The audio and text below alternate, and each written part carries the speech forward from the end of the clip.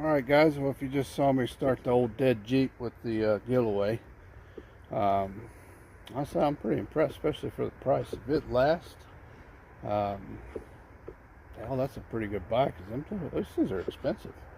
So I mean, if it lasts, if it'll hold a charge for a few months, I'm gonna throw them in the cars. They take up a lot less room than jumper cables do, and like I said, I've got a good set of jumper cables, and it would have been a struggle for them. So yeah, I'm definitely happy. All right, now I'm actually using it as a power bank to charge up my camera, and we're going to work on the John Deere here. This is a John Deere Gt235. It's an oldie but a goodie, and I believe we've got a voltage regulator issue. Alright guys, so what we did, we're pretty sure it's bad, but I ordered another one from Amazon. It's only, I think, $11. So we're going to check this out, because what's going on is when it's running, the battery light here is coming on. And when I was checking the output of this thing to the battery, I wasn't really getting, well, I wasn't even at 13 volts, so I think I was at 12 and some change. Basically nothing coming from that. So we're going to double check the voltage down there and see if we've got the correct volts coming up to the battery, which I'm pretty sure we don't, but we're going to check that real fast. Alright guys, I'm going to crank this thing up, and we're going to check voltage here at the battery and see what we've got. I'm going to use Alligator Clips, because it's going to be a lot easier, especially while I'm doing this on camera. So we'll hook those up. And I've got one of them here. We'll fire this up and see what we've got. And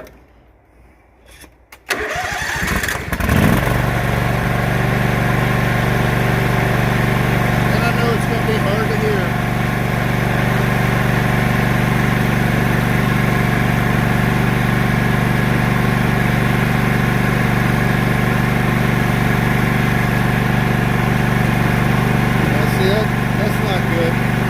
Jumping back and forth, jumped up there for a second, and it's gone.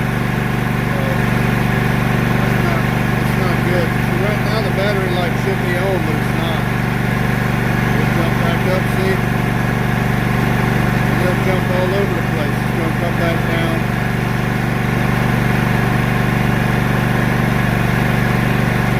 But that's definitely not what it's supposed to be. It's not supposed to be that high. So we're going to check it. See how high it's going? That's not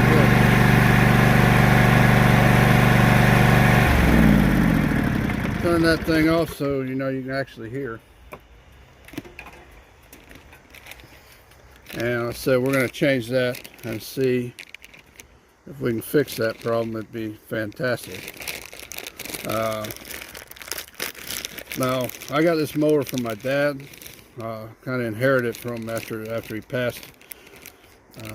Been a few years ago now, and it sat under cover for a while, actually about 3 years, and we pulled it out, cleaned it all up, cleaned the carb out, and which was actually really clean. I think my dad was a firm believer in using non-ethanol in these, and he used stable, and it shows. I mean, I probably could have put fresh gas in this thing and fired it up, but it had sat for so long, I just thought it'd be a good idea to go through it, so I did.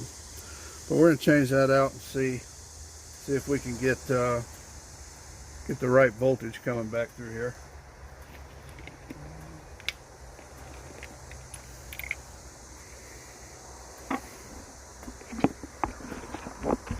Alright guys, these are relatively simple to change. As you see, you've got a nut here, and right in there you've got another one. That one's a little harder to get to. Luckily mine really wasn't that tight. And of course you've got these two leads here, which well, I'm sorry, you have this one lead here. I'll tell you what, I need to get some more sleep. And this one plug here. So I mean, this is really, should be relatively simple. And hopefully I didn't just jinx myself. All right, guys, I got a little bit better look here. Of course, like I said, there's one bolt right back here, and if it's too tight, you're probably gonna have to pull your starter. You might be able to get it with a universal, but it is tight. And you got one here, and of course just 2 plugs, so shouldn't be that bad. Alright, that's loose. And there we go. Like I said, mine are not that tight, thankfully. As I would think that would be probably pretty miserable if they were. So let's say got these little ears here. And that plug down there. All right. We got the new one. I don't know if you guys can see. This plug only goes in one way. Well, it's got little notches here on each side.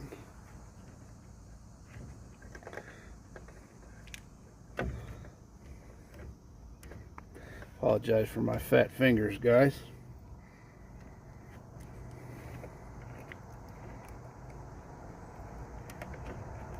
There we go.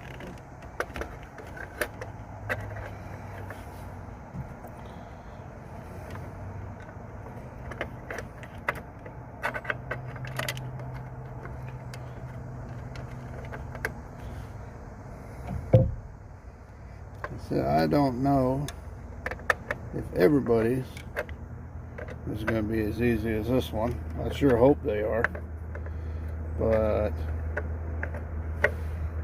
I said this one's definitely not a bad one to do. Like I said, luckily mine I could take off with a screwdriver. I don't know if you guys are going to be able to do that or not, but all right, that's it. We'll see if it fixed it.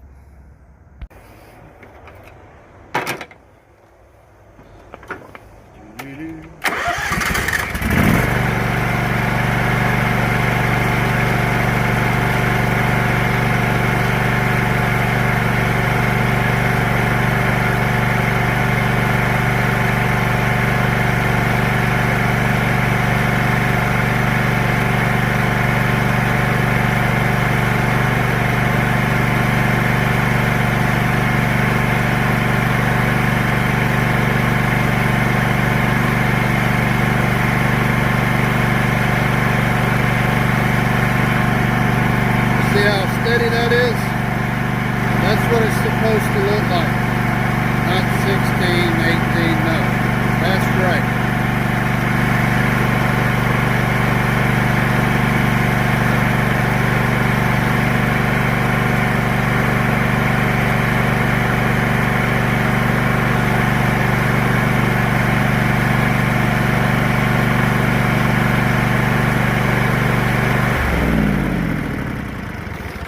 All right, guys, like I said, that's not a hard job, definitely.